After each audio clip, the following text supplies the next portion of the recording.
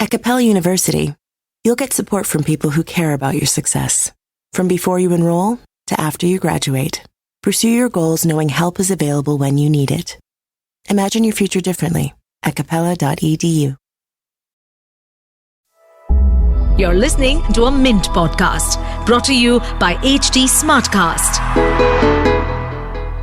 Good morning, listeners. Welcome to Top of the Morning, your weekday newscast that brings you 5 major stories from the world of business. It's Wednesday, March 13th, 2024. My name is Nelson John. Let's get started. Top of the Morning by Mint. Indian benchmark indices Sensex and Nifty trimmed some of their gains, yet managed to end Tuesday in the green. Largely, the indices remained flat with NSE's Nifty 50 gaining a minuscule 0.01%. BSE's 30-company index Sensex rose only to 0.22%. HDFC Bank, TCS, Maruti Suzuki India, Infosys and Reliance Industries emerged as the top gainers on Tuesday. Finally, there's been some progress in the possible revival of Jet Airways. The grounded airline got a second wind on Tuesday after a decision by the National Company Law Appellate Tribunal. NCLAT has asked the bankrupt airline's lenders to hand over the carrier to the Jalan-Karlock Consortium within 90 days.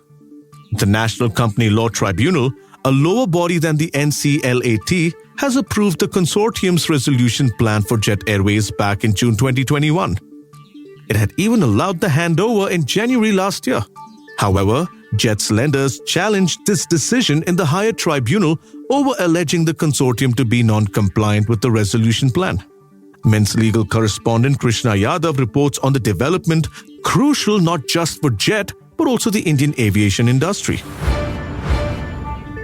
In a bid to retain top talent amid rising attrition, companies are juggling with different kinds of stock options for employees. India Inc. is experimenting with hybrid forms of stock options as opposed to the regular ones. Some of them include stricter forms of performance-based stock options. Analysts told Mint's HR and workplace correspondent Devina Sengupta. These restricted stock units or RSUs are shares given to an employee as a reward upon fulfilling a predetermined period of service. On the other hand, performance stocks are granted only when an employee achieves particular objectives, remains with the company for a designated duration, and the company itself reaches its goals within its industry. For businesses, these stock options are considered less dilutive. According to consultancy firm EY, the number of companies choosing alternative stock incentives for employees has increased by 25 to 30% in the last few years.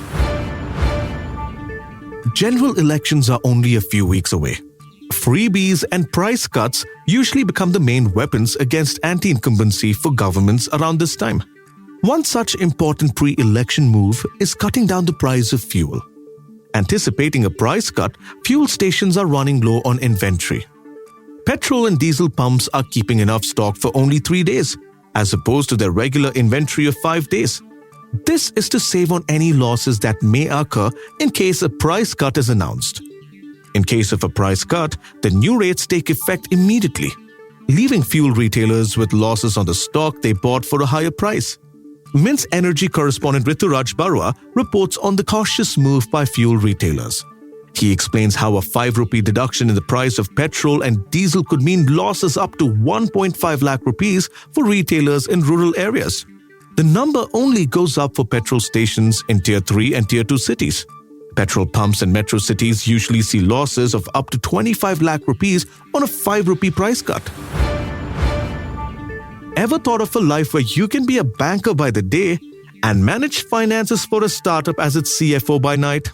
No, I'm not talking about moonlighting for another company. Fractional C-suites employees are becoming more and more common across startups and small and medium enterprises in India. What's that, you ask?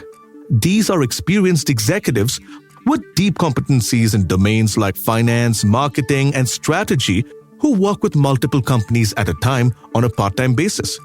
With the kind of flexibility a fractional CXO gig is able to offer, more senior executives are getting attracted to it.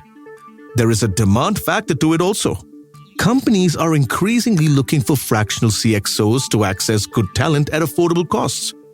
Mint startup correspondent Samiksha Goel writes about this unique trend shaping boardrooms across startups. She also spoke to C-suite executives following the trend and working as a fractional CXO. Globally, there's been about a 25% increase in the hiring of fractional CXOs, while India saw a 10 to 12% uptick among startups in sectors such as legal, finance, e-commerce, and technology, according to HR consulting firm Randstad. Remember Nawazuddin Siddiqui's iconic dialogues in Sacred Games? The Netflix original, parts of which were set in the Bombays of the 80s, became a pop culture phenomenon across languages in India. But pause for a moment and think. Has there been any other Netflix show as iconic as Sacred Games that comes to mind? The answer is highly likely to be no. The streaming pioneer who entered India in 2016 has largely been facing flack for its strategy for the Indian market. Until recently, the streaming platform was struggling with adding and retaining subscribers. That is when it changed its password sharing policy, allowing only 4 devices to be linked to an account. The change, which is part of a multi-pronged strategy, worked wonders for the company. Its paid subscribers have doubled over the past 2 years. Another change that helped was slashing subscription prices. The mobile-only plan, which would cost users 199 rupees, is now just 149. Whereas for 199 a month, a user can watch Netflix on any device. Despite a big turnaround, the company lags behind its rivals, which include Amazon Prime, Hotstar, and JioCinema. Now, the question remains, what's not working for Netflix? And what other changes does the company need?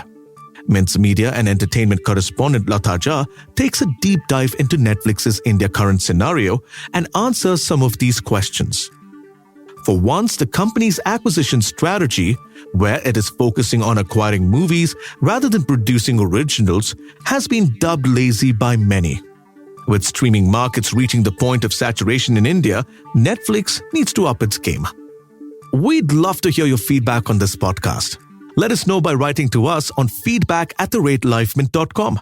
You may send us your feedback, tips, or anything that you feel we should be covering from your vantage point in the world of business and finance. That's all for today. Thank you for listening. We'll be back tomorrow with the fresh episode of Top of the Morning. Have a nice day. Top of the Morning by Mint. At Capella University, you'll get support from people who care about your success. From before you enroll to after you graduate, pursue your goals knowing help is available when you need it. Imagine your future differently at capella.edu.